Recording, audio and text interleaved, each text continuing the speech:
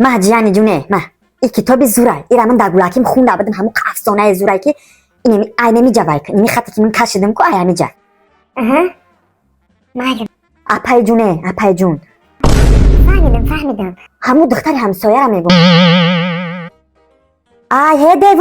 هی دیوونه چی در کتاب خط میکشی؟ بیس من نفهمیدم تو چی بس سری گولاکی من دیر نمیگوی داد میزنی؟ آخی در کتاب خط کشی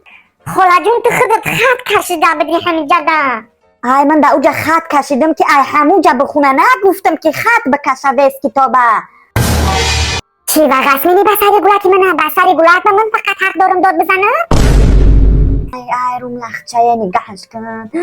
گولاک من نحنو کلون که هم نحنو دشکنم گردوندم یک قدر تربیهش کنم که تو برخواستش کنی در خونه یک دو روزی هم که مهمونیم دیگه هم خیلی نمیاد مومیتی که برید آی تو بنی نگهش کن